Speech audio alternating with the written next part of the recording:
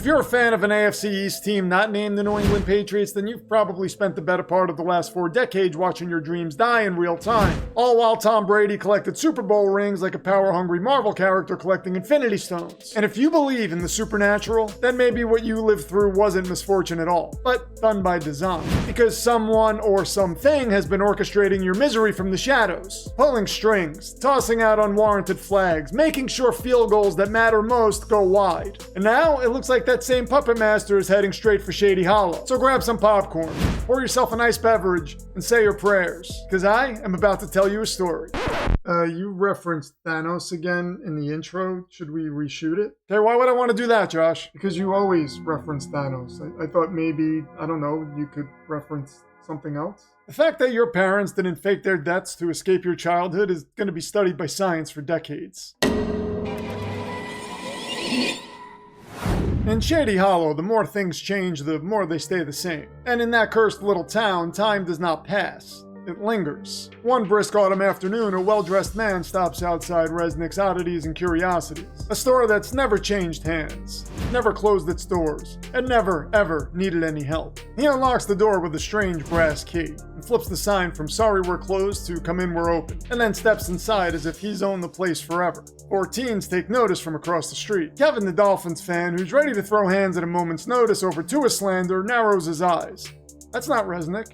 Jocelyn, the Patriots fan, who loves the Mike Vrabel hire but takes Gerard Mayo disrespect personally, chimes in. Maybe he hired someone. Ray, the Bills fan, who's spent the last year studying alternate timelines in an attempt to find one where Mahomes doesn't exist, shakes his head. Resnick's never hired help. He's worked in that shop alone for decades. And then Wesley, the Jets fan, who took a 20-week self-imposed vow of silence after Rodgers' Achilles exploded in 2023, mutters, "Something's wrong." They cross the street, and the storefront looks normal until it doesn't. Behind the glass, the shop's interior is too still, too clean. As they step inside, the bell above the door chimes softly, and the scent of incense and old leather hits them like a wall. Only the familiar chaos of Resnick's place is gone. Now the shelves are immaculate, clean of dust and clutter. "This is different," Jocelyn says. "Yeah, maybe that guy we saw is a cleaner or something," Wesley replies. "Okay, cleaners don't wear 3-piece suits," Kevin scoffs. "God, could you at least try not to be all Jets fanish for once?" "Shut up, I think I hear something," Ray says, squinting towards the back. "Mr. Resnick, you okay back there?" He's met with silence. Then a voice cuts in from directly behind them. "Mr. Resnick is indisposed." They turn, startled. The man stands by the entrance, as if he's been there all along. His suit is flawless, his smile surgical, and his eyes burn with amusement, and something deeper. "So where is he then?" Kevin asks, quietly. "Safe. Resting," the man replies, already sounding bored. His gaze drifts across the logos on their chests, and something glints behind his perfect grin. "I see we've got believers. True believers." He steps closer. "Tell me, how long have you been suffering?" Jocelyn bristles. "Suffering?" The man's eyes darken. Dear Ray," he says, his voice dropping to a whisper. 13 seconds, that's all it took, wasn't it? The first time Mr. Mahomes drove a dagger through your heart? I bet you still wake up counting them, don't you? 13, 12, 11. Ray's face goes white. "Kevin," the man turns. "Your team hasn't won a playoff game since before you could speak. Your father gave up years ago. Did you know that? When will you finally do the same?" Kevin's jaw tightens. "Wesley," he now says. 4 plays, that's all Rodgers lasted. And you went silent for weeks. How many more saviors have to fall before you give up for good?" Wesley blinks and says nothing. "Then Jocelyn," the man smiles. "The dynasty is over, my dear. And dynasties do not reignite. How does it feel knowing every breath you take from now until your last will be ordinary?" Jocelyn's jaw trembles. "You don't know that's true," she says, almost as if she doesn't even believe her own words. The man smiles gently in return. "I do. And worse, you do too. You just haven't admitted it yet." And he lets that hang. For a moment, no one moves. Their faces are pale. Then softly he gestures towards a nearby corner of the shop, towards a locked glass case. Inside, an ornate charm rests on a slab of black velvet that seems to absorb light, carved from metals that look like they shouldn't exist. "This is no mere trinket," the man says as he approaches the case. "It's an insurance policy. Against heartbreak. Against failure. It's very old, forged in despair, sealed in vengeance, and it brings joy to anyone lucky enough to possess it." Ray steps closer. The charm seems to pulse with faint inner light. And somewhere, just barely, he hears it. A roar of distant cheers, and Chris Collinsworth's familiar chuckle. And now here's a guy who finally brought a Super Bowl to Buffalo. Ray's heartbeat quickens. The room swirls, and suddenly reality snaps back into place. The others are already standing near the case, staring at the charm with the same blank, desperate expressions plastered across their faces. "So, how much?" Kevin whispers. "Oh, it is priceless," the man scoffs. "But lucky for you, I'm feeling generous today." The man reaches into his jacket and keeps reaching. His arm vanishes past his elbow, as if the lining stretches into somewhere else entirely. When it reappears, he's holding a long parchment, edges scorched. The surface curled like it's been waiting centuries. "One signature," he says, his voice like silk over razors. "That's all it takes, and it's yours." The ink on the parchment gleams wet in places, and the text seems to slither in the corners of their eyes, like it knows it's being watched. And in that moment, as the last light of autumn fades behind them, hope stirs in four hearts that should know better. You know what, Josh? They probably should know better. I mean, as a Jets fan yourself, wouldn't you be interested if someone offered you a charm that could make the team better? Oh, please, Josh. I've seen way too many horror movies to fall for that old trinket that's going to fix your life trope. Didn't you pick the Jets to win the Super Bowl after they traded for Aaron Rodgers? Could you just cue Dave the narrator, please? In 1902, W. Jacobs wrote The Monkey's Paw, a story about a cursed object that grants your deepest wish at a price you never see coming. But the idea was older than that. Long before Jacobs, people were making deals with devils, rubbing lamps, and opening boxes that should have stayed shut. It always starts the same way, a promise of something better, and it always ends with a price. "So," the man asks, his voice velvet smooth, "which lucky one of you will it be?" Jocelyn steps forward without hesitation. "I mean, the Patriots winning without Brady? That seems like it would be the best story. It just makes sense that it should be me." "Excellent," the man says. He slips a golden pen from his breast pocket with a flourish. "Wait, hold on," Kevin cuts in. "You already had your dynasty." Jocelyn rolls her eyes. "It doesn't really count, though. I wasn't even alive for most of it." At that, Wesley frowns. Yeah, but at least you saw them win a Super Bowl." "Yeah, when I was 10, Jocelyn snaps. "But I couldn't emotionally process it the way I can now." That is not our problem," Wesley snaps back. "Guys, can we not do this?" Ray sighs. "Look, if any of you win a Super Bowl, it's just gonna look weird. Seriously, the Patriots, the Dolphins, the Jets? The only thing that actually makes sense is Josh Allen winning a Super Bowl. It should be me." "It wouldn't look weird if we won," Kevin argues. "We had the best offense in the league not that long ago." Jocelyn laughs. "Yeah, for like 5 games. Then the league figured you out and it's been downhill ever since." "Yeah, seriously," Wesley adds. "Mike McDaniel might be the most predictable play caller in all of football." Kevin clenches his fist. "And that is exactly why we need this charm." And just like that, it all unravels. All 4 of them start shouting over each other, pleading their cases, flinging old wounds like darts. Ray throws up his hands. "My parents still cry when they talk about Scott Norwood. It scars me." Wesley lets out a dry chuckle. My parents watched both Testaverde and Rodgers tear their Achilles in week 1. You want to talk about scars?" Kevin jumps in. Yeah, well, mine had to watch Stan Marino go an entire career without winning a Super Bowl ring." And then Jocelyn, her voice sharp, adds, "Do any of you have any idea what it feels like missing out on a portion of a dynasty?" And then the bickering swells. The tension spikes, and through it all, the man simply watches, his smile never wavering. And then calmly, almost sweetly, he speaks. "Lady, gentlemen," he says, still smiling. "I'd hate to see 4 friendships torn apart over a simple inanimate object. I'm afraid I must rescind my offer." The room falls quiet, and Jocelyn blinks in disbelief. "Wait, what?" "My sincerest apologies," the man says, his voice still silky. "Clearly greed means more to you than camaraderie, and I will not be the one to help unravel something as rare as loyalty." He gestures towards the door with a gentle flourish. "Now, if you'll all excuse me, I have matters to attend to. Good day." The bell jingles behind them as they're ushered out.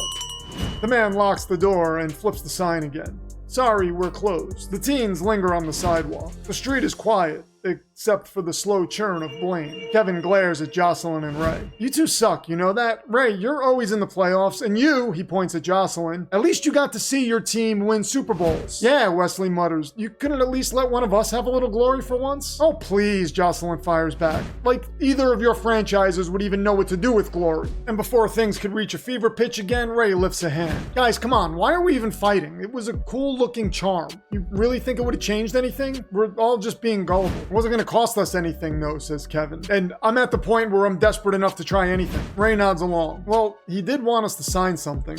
And there could have been anything in that contract. And my dad always says if a salesman won't let you think it over, then they're trying to screw you. Wesley exhales. Yeah, I guess maybe you're right. It's getting late. I gotta get home for dinner. Yeah, me too, Kevin mutters. The two walk down the street and drift off into the deepening evening. Jocelyn lingers behind. Hey, Ray, I'm sorry about what I said in there. I got a little crazy for a second. Ray gives her a soft smile. Nah, don't worry about it. We all got a little crazy. She nods and gives him a casual half salute and then walks off down the block. Ray turns to leave, but freezes when he hears the jingle of the shop's bell.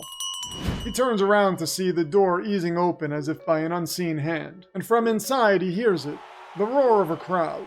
And a broadcast. Jim Nantz says, and Buffalo is heading to the Super Bowl. Can you believe it? And Tony Romo responds, I don't know, Jim. Ray blinks at the open door. The warm glow inside flickers, just faintly, like candlelight behind thick glass.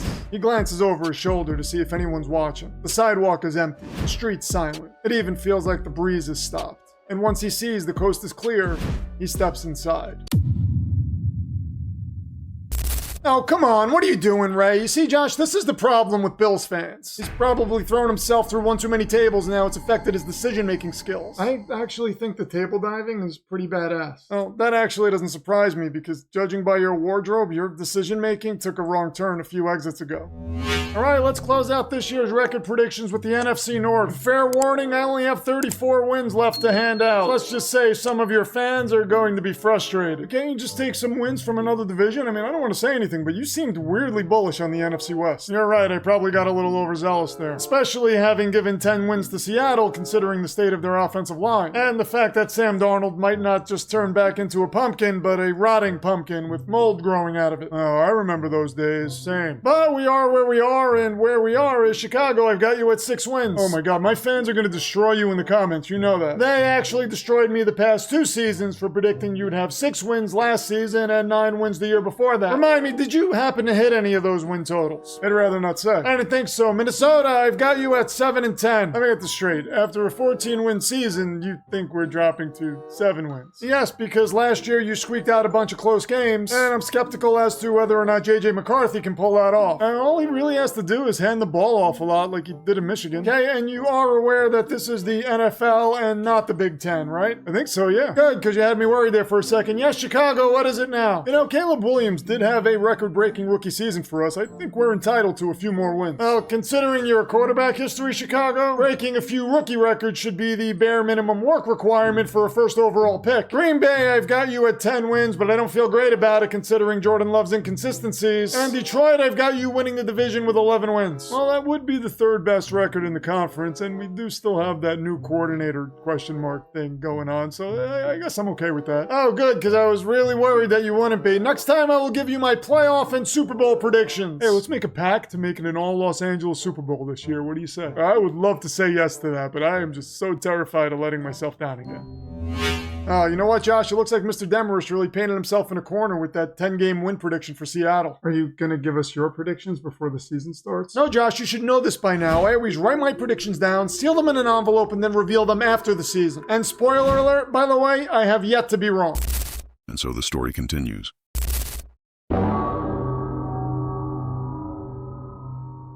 The door swings shut behind Ray. A flickering glow draws him towards the counter where an old television plays. On screen, Josh Allen celebrates. Confetti in red and blue rains down, and a headline scrolls across the bottom. Allen bests Mahomes. Leads Buffalo to first Super Bowl in 3 decades. Beautiful, isn't it? The voice is right beside him. Serene. Smooth. That's what victory looks like, the man says softly. And that's exactly what loyal fans like you deserve. Ray stares, transfixed. This could really happen? The man nods once and produces the contract. All it takes is one signature. Just one moment of courage. He presses the golden pen into Ray's hand. It's cool and perfectly balanced. For a second, Ray feels alive. He raises the pen over the signature line, and for a moment it feels like the pen is guiding him, so he lets it lead. I mean, what's the worst that can happen, right? But then the TV crackles, and the image on screen warps. Grainy footage bleeds in black and white. A narrator's voice cuts through the static. Joe Namath's Super Bowl victory remains one of football's greatest mysteries. Some say he made a deal with the devil himself. Ray's eyes snap up to the screen, and the man quickly switches the TV off. The signals around here are a little unpredictable, he laughs nervously. And then he taps the contract. Focus on your future. Ray looks down. The text on the contract seems to shift for a moment. Did he just see the words soul and perpetuity? Having second thoughts, the man asks, his tone tightening. I'm offering you a second chance, and I'm a very busy man, so there will not be a third. Oh, sorry, Ray mutters, still staring at the contract. He raises the pen again, and the TV clicks back on. And now a cheesy commercial blares. A man with a toothy grin and a cheap suit waves in a car lot. This deal won't last, folks. There's no time to think. And at that, Ray freezes, recalling the same warning he gave his friends a little earlier. The one his father gave him years ago. The words echo in his head now as if they're being read over a loudspeaker. If they won't let you think about it, they're trying to screw you. Well, the man asks, fully agitated now. Sorry, just thinking, Ray says, and he clicks the pen. Okay, let's do this. And the man grins as Ray begins to write. And after a moment, the man's smile wavers. What are you doing? You're not writing your name. I know, Ray replies, adding a final flourish. This is a clause. And he spins the contract towards the man. If you'll just sign there, then we'll have a deal. The man snatches the contract. Let me see this. And he reads aloud. The Buffalo Bills must win the Super Bowl every year for the next 20 seasons, or this contract is null and void, and the party of the first part, aka the devil, aka Satan, shall be in eternal servitude to the party of the second part. The man pauses, and he raises an eyebrow. How did you know who I am?